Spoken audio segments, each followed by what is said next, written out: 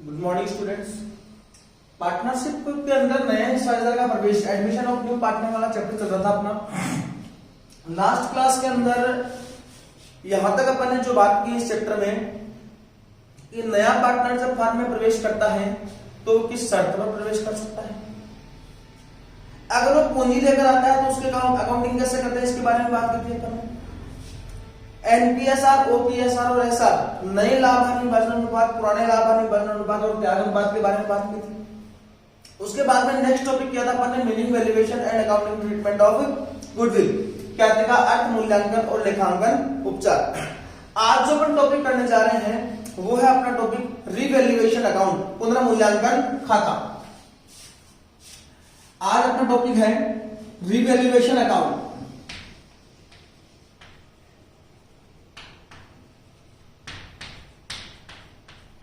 पुनर्मूल्यांकन खाता।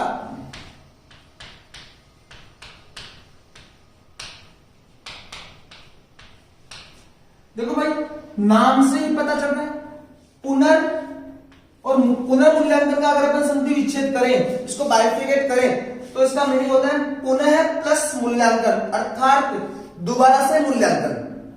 अब बात आती है दोबारा से मूल्यांकन किस किस का करें, तो भाई दोबारा से मूल्यांकन या तो अपन संपत्तियों का कर सकते हैं, असेट्स का कर सकते हैं, या फिर अपन दायित्वों का अर्थात लायबिलिटीज का कर सकते हैं। भाई ऐसा क्यों करते हैं अपन? देखो भाई, जैसे मान लो दो पार्टनर हैं ए और बी, अपनी फर्म का संचालन कर रहे थे। नया पार्टनर आया सी। अब ए ने और बी ने फर्म की बैलेंस शीट में कुछ असेट्स और लायबिलिटीज दिखा रखी होंगी। फॉर एग्जांपल, अब सी जो पार्टनर है वो ये कहेगा कि आपने जो अपनी बैलेंस शीट में असेट्स और लायबिलिटीज दिखा रखी है वो एक्चुअल है या नहीं, वास्तव में ये संपत्तियां आपके पास है या नहीं।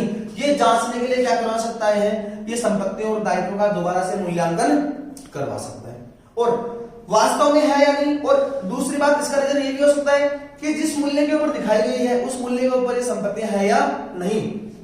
अगर संपत्तियां नहीं है, मान लो बोगस संपत्ति दिखा रखी है, तो लॉस किसको होगा, फ्यूचर में लॉस किसको वहन करना पड़ेगा, नए पार्टनर को वहन करना पड़ेगा। इसका मतलब क्या हो गया कि जब भी नया पार्टनर फर्म में प्रवेश करता है तो वो करता क्या है, जो भी पुरानी संपत्तियां और दायित्व हैं उनका पुनर्मूल्यांकन करता है, उनका दोबारा से मूल्यांकन करता है और दोबारा से मूल्यांकन करने के बाद जो भी एक्चुअल स्थिति है उसके अंदर संपत्तियों और दायित्वों को पुस्तकों में दर्शाया जाता है। बात समझ आ रही है?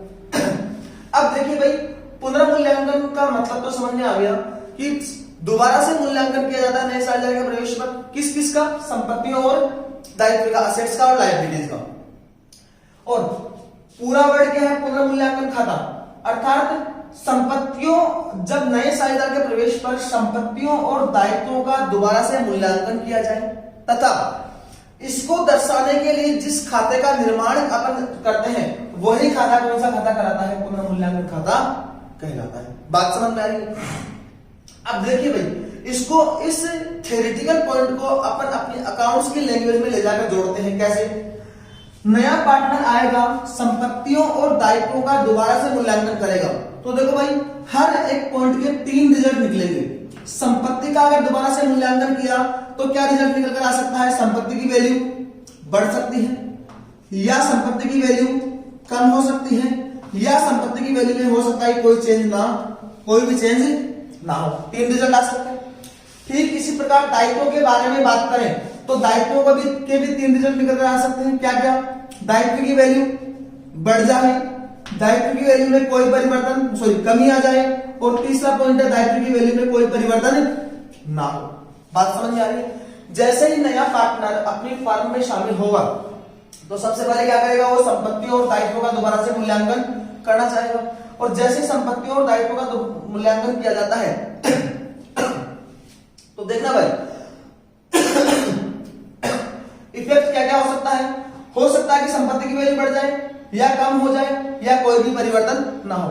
तीनों में से एक काम होगा, तीनों एक साथ नहीं हो सकते, दो भी एक साथ नहीं हो सकते, क्योंकि या तो संपत्ति की वैल्यू बढ़ेगी या कम होगी या हो सकता है कोई चेंज ना हो। ठीक इसी प्रकार दायित्व का दोबारा से मूल्यांकन करेंगे। जैसे मान लो बैलेंस शीट के अंदर अंदर लायबिलिटीज दिखा रखी है 1 लाख रुपए की। अपन ने दोबारा से मूल्यांकन किया तो पता चला कि अपने को 1 लाख नहीं, वास्तव में 1,10,000 चुकाने हैं। इसका मतलब दायित्व की वैल्यू बढ़ गई कितने रुपए से? 10,000 से अपने दायित्व की वैल्यू बढ़ गई। बात समझ में आ गई? दोबारा से मूल्यांकन करने पर पता चला कि पुस्तकों में दायित्व कितने हैं? 1 लाख के, लेकिन वास्तव में कितने चुकाने हैं? 80,000, क्योंकि 20,000 का जो लेनदार था वो मर गया, अब उसको पैसे नहीं चुकाने। ऐसी कंडीशन में क्या होगा? दायित्व 20,000 से कम हो जाएंगे, और दायित्व कम होंगे तो अपने को क्या होगा? फायदा होगा। और तीसरा रिजल्ट क्या सकता है कि पुस्तकों में दायित्व कितना दिखाएगा अपन ने? 1 लाख रुपए, और दोबारा से मूल्यांकन किया तो भी पता चला कि अपने को चुकाना कितना है? 1 लाख रुपए। अर्थात ऐसी स्थिति में कोई भी परिवर्तन नहीं हुआ है। बात समझ आ रही? तो सबसे पहली बात अपन करते हैं, पुनर्मूल्यांकन खाता कब बनाया जाता है? जब नया साझेदार फर्म में प्रवेश करे और करता है तो वो सर्वप्रथम संपत्तियों और दायित्वों का पुनर्मूल्यांकन किया जाता है, और संपत्तियों और दायित्वों के पुनर्मूल्यांकन को जिस खाते में दर्शाया जाता है वही खाता कौन सा होता है? पुनर्मूल्यांकन खाता होता है। इसका नेचर कैसा होता है? इसका नेचर होता है नॉमिनल अकाउंट की तरह, अर्थात नाममात्र के खाते की तरह। नाममात्र खाते के रूल अपन ने बचपन में पढ़े थे, अर्थात 11वीं क्लास में पढ़े थे। समस्त खर्चों और हानियों को नाम करो, समस्त आय और प्राप्तियों को जमा करो। यदि इसका नेचर कैसा होता है? नाममात्र खाते की तरह। यदि प्रॉफिट होगा तो इस खाते को क्रेडिट किया जाएगा, और अगर लॉस होगा तो इस खाते को डेबिट किया जाएगा। तो पुनर्मूल्यांकन खाता क्या हुआ? नए साझेदार के प्रवेश पर संपत्तियों और दायित्वों का पुनर्मूल्यांकन करने के लिए जिस खाते का निर्माण किया जाता है वह खाता पुनर्मूल्यांकन खाता होता है। इस खाते का नेचर, अर्थात इस खाते की प्रकृति नाममात्र खाते की उत्तरा होती है, अर्थात यदि लाभ हो तो इस खाते को क्रेडिट किया जाएगा, और यदि हानि हो तो इस खाते को डेबिट किया जाएगा।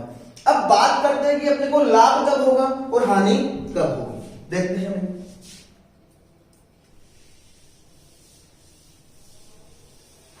देखो भाई, यदि दायित्व के मूल्य में कोई चेंज नहीं है तब तो कोई टेंशन वाली बात नहीं है। ठीक इसी प्रकार संपत्ति के मूल्य में भी कोई चेंज नहीं है, अर्थात पहले जो पुस्तक मूल्य था वही अब वास्तव में मूल्य है, तो कोई दिक्कत वाली बात नहीं है। अपने दिक्कत कब आएगी? या तो संपत्ति या दायित्व की वैल्यू कम हो जाए, या संपत्ति या दायित्व की वैल्यू बढ़ जाएगी। देखो भाई, मान लो फॉर एग्जाम्पल, अभी अपन ने एग्जाम्पल लिया था कि पुस्तकों में दायित्व कितने रुपए से दिखा रखा अपन ने? 1 लाख रुपए से। पुनर्मूल्यांकन किया, पता चला कि दायित्व की वैल्यू कितनी है? अब कितनी हो गई? फॉर एग्जाम्पल बढ़ गई, और अब हो गई 1,10,000। इसका मतलब दायित्व अपना क्या हो गया? 10,000 से बढ़ गया। दायित्व बढ़ेगा तो फर्म के लिए क्या हो गया? खर्चा बढ़ गया, और खर्चा बढ़ते अपने लिए क्या होगा? लॉस। लॉस होते रिवैल्यूएशन अकाउंट क्या हो जाएगा? डेबिट। बात समझ में आ रही कि नहीं आ रही? ठीक इसी प्रकार मान लो दायित्व को दिखा रखा था अपन ने 1 लाख रुपए से, पुनर्मूल्यांकन किया, पता चला कि अब दायित्व कितने चुकाने अपने को? 80,000 रुपए के। इसका मतलब कमी कितनी आई? 20,000 की, अर्थात दायित्व कम चुकाने पड़ेंगे, दायित्व कम चुकाने पड़ेंगे 20,000। इसका मतलब क्या होगा? प्रॉफिट, और प्रॉफिट होते ही रिवैल्यूएशन अकाउंट क्या कर दिया जाएगा? क्रेडिट। बात समझ में आ रही कि नहीं आ रही? फिर ठीक इसी प्रकार संपत्तियों के बारे में बात करें तो मान लो अपनी बुक्स में कोई संपत्ति है जिसकी वैल्यू दिखा रखी है फॉर एग्जांपल 50,000। पुस्तक वैल्यू कितनी थी नए पार्टनर के प्रवेश से पहले? 50,000। जैसे ही नया पार्टनर आया तो इसका अपन ने दोबारा से मूल्यांकन किया। दोबारा से मूल्यांकन करने पर दो इफेक्ट आ सकते हैं, या तो इसकी वैल्यू बढ़ सकती है, इसकी वैल्यू कम हो सकती है। संपत्ति की वैल्यू बढ़ेगी तो अपने लिए क्या है? प्रॉफिट होगा, और प्रॉफिट होते ही रिवैल्यूएशन अकाउंट क्या होगा? क्रेडिट। देखना भाई, जैसे मान लो संपत्ति दिखा रही है अपन ने 50,000 रुपए की, पता चला रिवैल्यूएशन करने पर इसका मूल्य निकल कर आया, अब इसको बेचे तो कितना पैसा मिलेगा अपने को? फॉर एग्जांपल 60,000 रुपए। इसका मतलब संपत्ति की वैल्यू बढ़ी है कितने रुपए से? 10,000 से। 10,000 से बढ़ने पर अपने को प्रॉफिट होगा, और रिवैल्यूएशन अकाउंट क्या कर दिया जाएगा? 10,000 से क्रेडिट कर दिया जाएगा। बात समझ में आ गई? फिर बात करते हैं अपन, यदि संपत्ति की वैल्यू कम हो जाए तो, जैसे मान लो इसकी वैल्यू है 50,000 रुपए, नए पार्टनर के प्रवेश पर अपन ने इसका दोबारा से मूल्यांकन किया और पता चला कि इसकी वैल्यू कितनी होगी? 45,000 रुपए। 45,000 होने का मतलब पहले पुस्तक वैल्यू कितनी थी? 50, अब कितनी होगी? 45। मतलब कमी कितनी आई है? 5,000 की। इसका मतलब 5,000 का अपने को लॉस हो गया, और लॉस होते रिवैल्यूएशन अकाउंट क्या होगा, डेबिट होगा। बात समझ में आ रही है? अब यहां से बनाते हैं अपन जर्नल एंट्रीज कि अगर संपत्ति की वैल्यू बढ़े तो क्या एंट्री होगी, संपत्ति की वैल्यू कम हो तो क्या एंट्री होगी, दायित्व की वैल्यू बढ़े तो क्या जर्नल एंट्री होगी, और दायित्व की वैल्यू कम हो तो क्या जर्नल एंट्री होगी। बात करते हैं जर्नल एंट्रीज।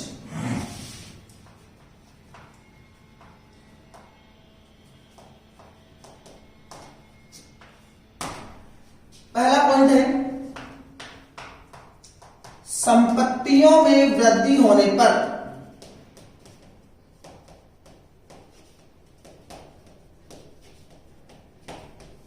असेट्स की वैल्यू बढ़े तो क्या जर्नल एंट्री होगी। संपत्ति के मूल्य में वृद्धि होने पर, देखो भाई संपत्ति बढ़ रही है और जब भी असेट्स बढ़ती है तो उसको अपन क्या करते हैं, डेबिट करते हैं। जैसे मान लो फर्नीचर दे रखा था आपने को 50,000 का और अपन ने पुनर्मूल्यांकन किया, इसका मूल्य कितना निकल कर आया, फॉर एग्जांपल 60,000 रुपए। इसका मतलब 50,000 रुपए ऑलरेडी पुस्तकों में फर्नीचर अपन ने दिखा रखा है।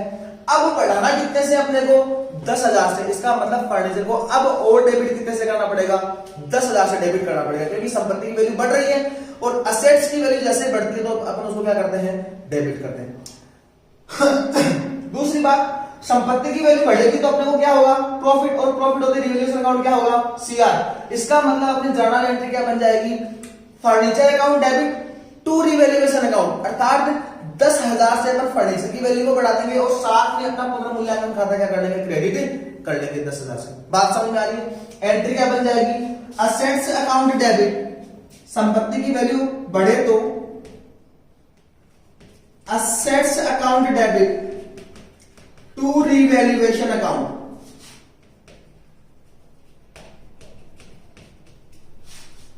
फिर बात करते हैं संपत्ति की वैल्यू कम हो तो संपत्तियों का मूल्य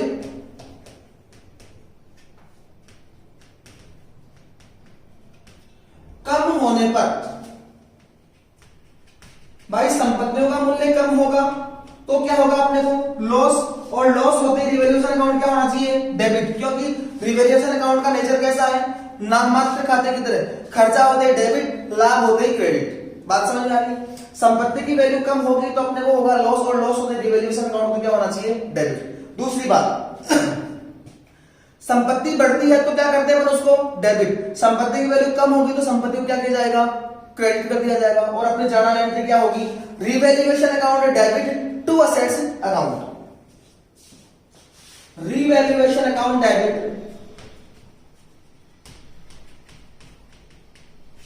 टू असेट्स अकाउंट। देखो भाई असेट्स की वैल्यू बढ़ेगी, संपत्ति में वृद्धि होती है, संपत्ति को क्या करते हैं अपन, डेबिट, असेट्स अकाउंट डेबिट कर दिया। असेट्स की वैल्यू बढ़ेगी तो अपने को क्या होगा, प्रॉफिट, और प्रॉफिट होते रिवैल्यूएशन अकाउंट क्या होना चाहिए, सीआर, अपने सीआर कर दिया। बात समझ में आ रही है? ठीक इसी प्रकार संपत्ति की वैल्यू कम हो तो, अगर असेट्स की वैल्यू कम होती है तो क्या करते हैं अपन उसको क्रेडिट, एंट्री में अपन इसको क्रेडिट कर दिया। असेट्स की वैल्यू अगर कम होगी तो अपने को क्या होगा, लॉस, और लॉस होते रिवैल्यूएशन अकाउंट क्या होना चाहिए, डेबिट, अपन ने जर्नल एंट्री में रिवैल्यूएशन अकाउंट को डेबिट कर दिया। तो पहला रिजल्ट तो अपने सामने ये आ गया कि यदि संपत्ति की वैल्यू बढ़े तो एंट्री होने वाली है असेट्स अकाउंट या टू रिवैल्यूएशन अकाउंट, और संपत्ति की वैल्यू कम हो तो अपनी जर्नल एंट्री होगी रिवैल्यूएशन अकाउंट या टू असेट्स अकाउंट। बात समझ में आई? फिर बात करते हैं अपन दायित्वों के बारे में। दायित्वों का मूल्य बढ़ने पर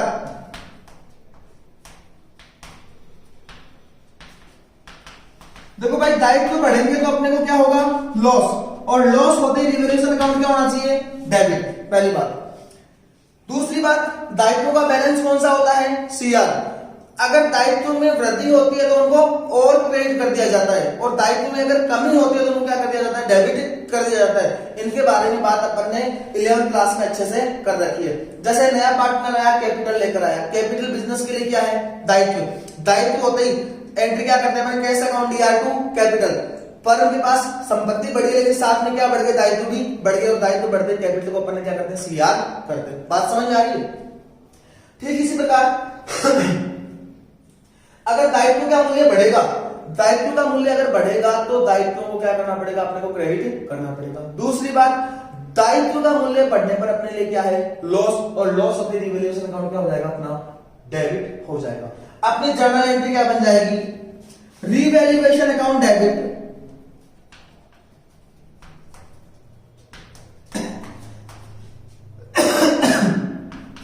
टू लायबिलिटीज अकाउंट।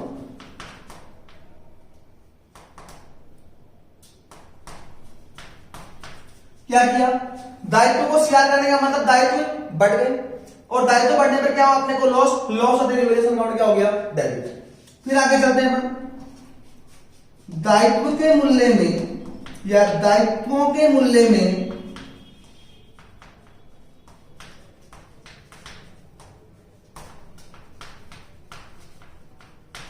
कमी होने पर, देखो भाई क्या करेंगे, दायित्व के मूल्य में अगर कमी होगी तो क्या होगा, फायदा होगा। फायदा होगा, रिवैल्यूएशन अकाउंट क्या होना चाहिए, सीआर, पहली बात। और दायित्व जब बढ़ता है तो उसको अपन क्या करते हैं, क्रेडिट, और दायित्व में कमी होगी तो दायित्व को क्या करना पड़ता है अपने को, डेबिट, और अपनी एंट्री क्या हो जाएगी, liabilities account debit to revaluation account, liabilities account debit to revaluation account. बात समझ में आ रही है। पहला काम, संपत्ति के मूल्य में वृद्धि हुई तो entry assets account DR to revaluation, रटने की जरूरत नहीं है कतई। कैसे, संपत्ति में वृद्धि होगी, फायदा होगा, फायदा होगा, रिवैल्यूएशन अकाउंट क्या होना चाहिए, सीआर, पहली बात। संपत्ति में वृद्धि होती है तो क्या करते हैं अपन, उसको डेबिट, अपन ने डेबिट कर दिया। बात समझ में आ रही है। संपत्ति के मूल्य में कमी होने पर, संपत्ति के मूल्य में अगर कमी होगी, संपत्ति कम हो रही है तो उसको क्या करते हैं अपन, क्रेडिट करते हैं। ये बातें अपन 11th क्लास में सीखी है। असेट्स को सीआर कर देंगे। संपत्ति में कमी होगी तो क्या होगा, अपने को लॉस, और loss of the revaluation account क्या हो जाएगा, डेबिट। यहां तक की बात ठीक है। दायित्व का मूल्य बढ़ा तो क्या होगा, दायित्व बढ़ा है भाई, लॉस होगा, loss of the revaluation account क्या होना चाहिए, डेबिट। और दायित्व जब बढ़ता है तो उसको क्या करते हैं अपन, सीआर कर देते हैं टू लायबिलिटीज अकाउंट। दायित्व के मूल्य में अगर कमी हुई है तो क्या करेंगे अपन, कमी हुई है तो क्या होगा, अपने को फायदा, और फायदा होता है रिवैल्यूएशन अकाउंट क्या होना चाहिए, सीआर। दायित्व में कमी होती है, दायित्व को क्या करते हैं अपन, डेबिट, तो लायबिलिटीज को अपन ने डेबिट कर दिया। बात समझ में आई। इसके बाद हम दो रिजल्ट और आ सकते हैं कि ऐसा हो सकता है कि ऐसी कोई संपत्ति या ऐसा कोई दायित्व जब अपन नया पार्टनर प्रवेश कर रहा था उस टाइम पर जो अपनी बैलेंस शीट बनी हुई थी, अर्थात उस टाइम के बुक्स ऑफ अकाउंट्स के अंदर नहीं थे, लेकिन जैसे ही अपन ने पुनर्मूल्यांकन किया तो पता चला कि या तो कोई नई लिखी हुई संपत्ति अपने सामने आ गई, या ऐसा कोई दायित्व जो पहले पुस्तकों में नहीं था फिर निकल कर आ गया। अगर संपत्ति सामने आ गई, इसका मतलब असेट्स अपनी क्या हुई है, बढ़ी है, और असेट्स बढ़ते ही क्या होगा, असेट्स को डेबिट कर देंगे, फायदा होगा, रिवैल्यूएशन अकाउंट को सीआर कर दिया जाएगा। अगर कोई अनरिकॉर्डेड दायित्व सामने आएगा तो क्या होगा, दायित्व बढ़ेगा, दायित्व बढ़ते अपने को क्या होता है, लॉस, लॉस होते रिवैल्यूएशन अकाउंट डेबिट कर दिया जाएगा, और अनरिकॉर्डेड लायबिलिटी को रिकॉर्ड कर लिया जाएगा टू अनरिकॉर्डेड लायबिलिटी। बात समझ में आ रही है। तो उनके बारे में भी अपन जर्नल एंट्री देख लेते हैं।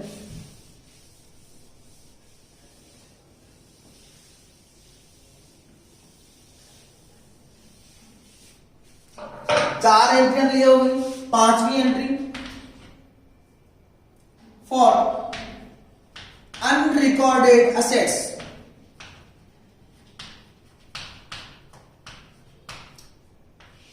अलिखित संपत्तियों के लिए, मतलब अर्थात इसका मीनिंग क्या हुआ कि जब नया पार्टनर प्रवेश कर रहा था उस टाइम की बैलेंस शीट में संपत्ति पहले रिकॉर्ड में नहीं थी। जैसे ही अपन ने सभी संपत्तियों का मूल्यांकन किया तो अपने को पता चला कि कोई संपत्ति अपने सामने आ गई, अर्थात संपत्ति बढ़ गई। संपत्ति बढ़ते संपत्ति को क्या करेंगे अपन, डेबिट, असेट्स अकाउंट डेबिट, या अनरिकॉर्डेड असेट्स अकाउंट डेबिट,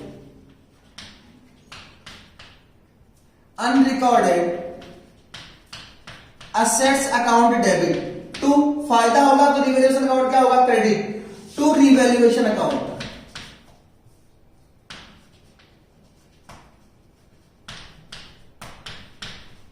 बाद में छठवां पॉइंट क्या होगा,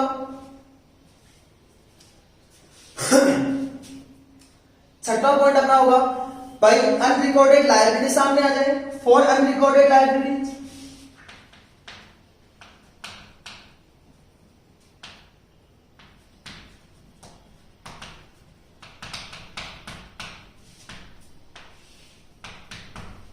हाँ जी, आएगी कि दायित्व सामने आया, रिजल्ट क्या होगा, दायित्व बढ़ेगा, दायित्व बढ़ेगा तो क्या होगा, लॉस, लॉस होते ही रिवैल्यूएशन अकाउंट क्या हो जाएगा, डेबिट, पहली बात। और दायित्व बढ़ेगा तो दायित्व जब भी बढ़ता है तो अपन उसको क्या करते हैं, क्रेडिट, उसको क्रेडिट कर दिया जाएगा। एंट्री क्या बनेगी, revaluation account debit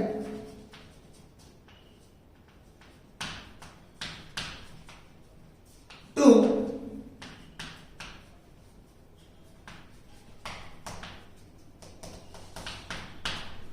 unrecorded liabilities account, revaluation account debit to unrecorded liabilities account. बात समझ में आ रही है?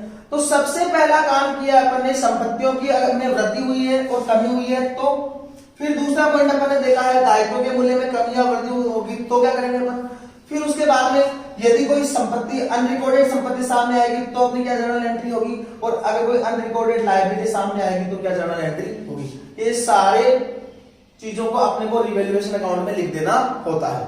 उसके बाद में क्या करते हैं अपन, फिर पुनर्मूल्यांकन खाते के से क्या निकलेगा, लाभ या हानि। लाभ कब निकलता है, जब खाते का कौन सा शेष हो, सीआर शेष हो, और हानि कब होगी, जब खाते का कौन सा शेष हो, डेबिट शेष हो। अर्थात पुनर्मूल्यांकन खाते के लाभ अथवा हानि को पुराने साझेदारों द्वारा पुराने लाभ हानि विभाजन अनुपात में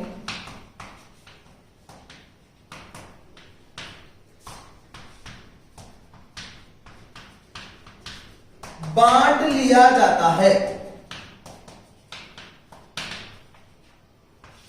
अर्थात रिजल्ट क्या निकला कि ये सारा काम करने के बाद में या तो पुनर्मूल्यांकन खाते का सीआर शेष होगा, सीआर शेष का मतलब सीआर साइड ज्यादा हो, डेबिट साइड कम हो। क्रेडिट शेष, क्रेडिट शेष किसको शो करता है, प्रॉफिट को,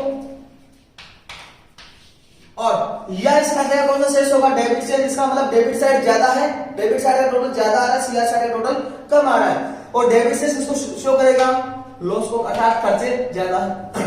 तो जो भी प्रॉफिट या लॉस हो उसको पुराने पार्टनर्स के द्वारा पुराने लाभ हानि विभाजन अनुपात में डिस्ट्रीब्यूट कर लिया जाता है। और इसकी जर्नल एंट्री क्या होगी भाई, देखना, अगर लाभ होगा तो पुराने पार्टनर्स का पूंजी खाता क्या होगा, क्रेडिट, लाभ होने पर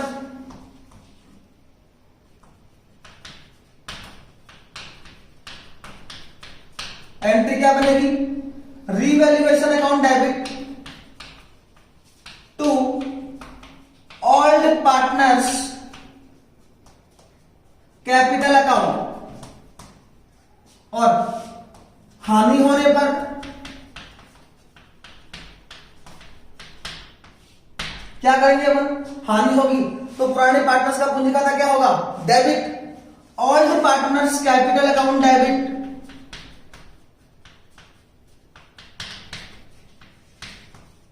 टू रिवैल्यूएशन अकाउंट।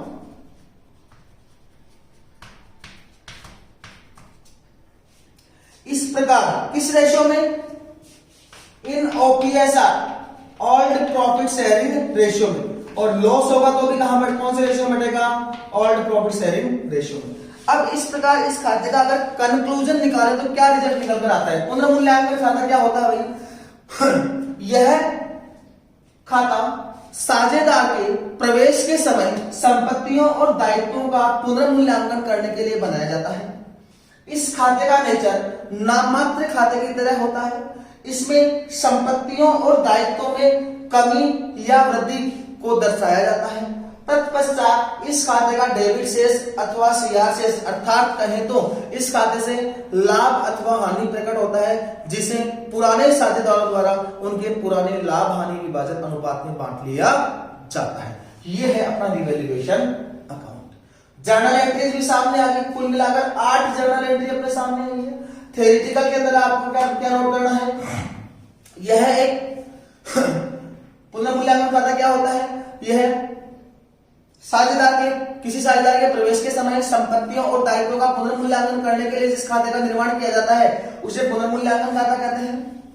संपत्ति और दायित्व का दोबारा से मूल्यांकन करने के लिए जिस खाते का निर्माण किया जाता है उसे पुनर्मूल्यांकन खाता कहते हैं। यह नाममात्र का खाता होता है। इस खाते के डेबिट पक्ष में समस्त खर्चों को तथा सीआर पक्ष में समस्त आयों को लिखा जाता है। अर्थात अन्य शब्दों में कहें तो इस खाते में ऐसे लिखना, इस खाते में संपत्तियों और दायित्वों में कमी अथवा वृद्धि को दर्शाया जाता है। तत्पश्चात इस खाते का डेबिट शेष अथवा सीआर शेष, अन्य शब्दों में कहें तो ये खाता लाभ अथवा हानि प्रकट करता है, जिसे पुराने पार्टनर्स के द्वारा उनके पुराने लाभ हानि विभाजन अनुपात में बांट लिया जाता है।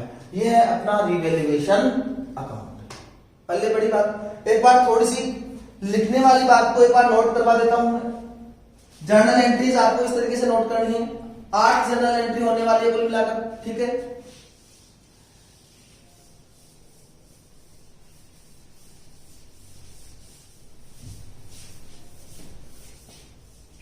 देखो भाई, अपन ने जो बात की है उसका रिजल्ट या कंक्लूजन क्या निकला है।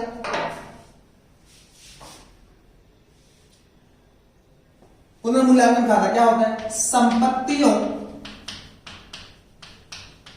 तथा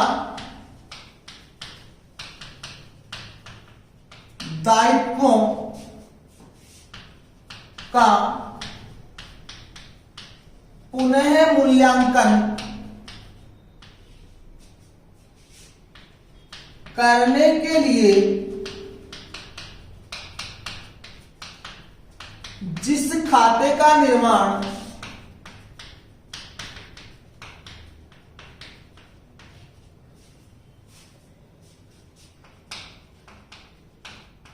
किया जाता है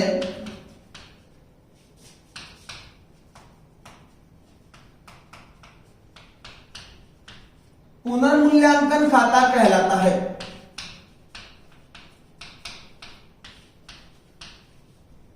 यह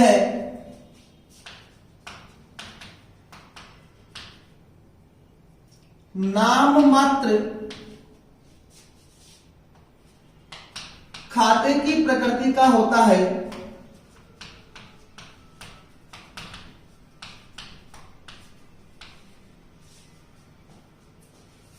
इसके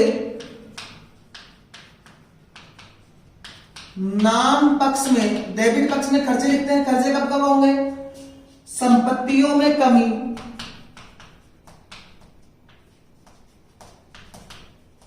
कोमा दायित्वों में वृद्धि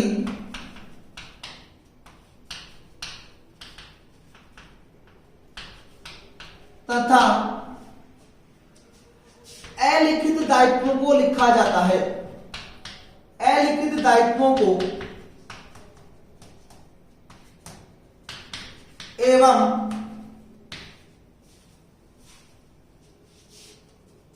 इस खाते के जमा पक्ष में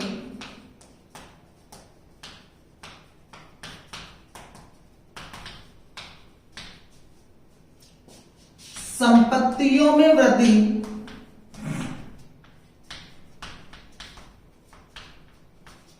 कोमा दायित्वों में कमी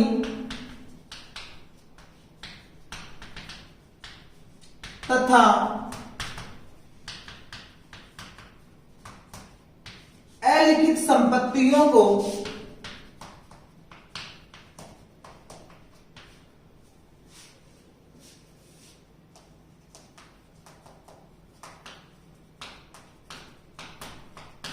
लिखा जाता है। तत्पश्चात यह खाता लाभ अथवा हानि प्रकट करता है।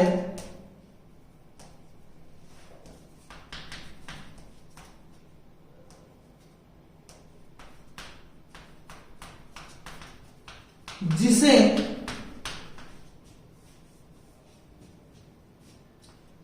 पुराने साझेदारों द्वारा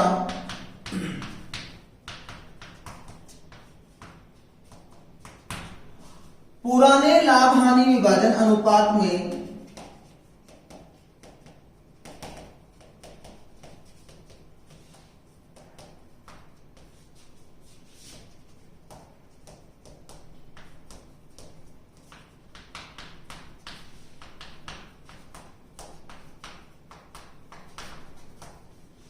बांट लिया जाता है अथवा वितरित कर दिया जाता है। बात समझ में आ रही? तो यह है अपना रिवैल्यूएशन अकाउंट। क्या बोल रहा है? संपत्तियों तथा दायित्वों का पुनः मूल्यांकन करने के लिए जिस खाते का निर्माण किया जाता है वो कौन सा खाता होता है? पुनः मूल्यांकन खाता होता है। यह इसकी प्रकृति कैसी होती है? नाम मात्र खाते की तरह, नॉमिनल अकाउंट की तरह इसकी प्रकृति होती है। इसके नाम पक्ष में संपत्तियों में कमी को, दायित्वों में वृद्धि को और अलिखित दायित्वों को देखा जाता है। और इसके जमा पक्ष में क्या क्या लिखते हैं? संपत्तियों में वृद्धि, दायित्वों में कमी और अलिखित संपत्तियों को। देखो भाई, डेबिट पक्ष में क्या लिखते हैं अपन? खर्चों को। संपत्तियों में कमी होगी तो भी क्या अपने लिए खर्चा है, लॉस है। दायित्व में वृद्धि होगी तो भी अपने लिए खर्चा है, लॉस है। और अलिखित दायित्व सामने आएंगे, अगर दायित्व बढ़ेंगे कुल मिलाकर तो भी अपने लिए क्या है? खर्चा है। तो कहां लिखेंगे इनको? डेबिट पक्ष में। सीआर पक्ष की बात करें, संपत्तियों में वृद्धि होगी, संपत्ति की वैल्यू बढ़ेगी तो अपने लिए क्या है? फायदा है। दायित्व का मूल्य कम होगा तो भी अपने लिए फायदा है। और अलिखित संपत्ति अगर सामने आएगी, अनरिकॉर्डेड एसेट अगर सामने आएगी तो भी अपने लिए फायदा है। इसको इन तीनों को कहां लिखेंगे अपन? इसके सीआर पक्ष में। ठीक है। तत्पश्चात ये खाता लाभ अथवा हानि प्रकट करेगा। लाभ कब प्रकट करेगा? जब सीआर शेष हो, अर्थात क्रेडिट पक्ष का योग ज्यादा हो, डेबिट पक्ष का योग कम हो।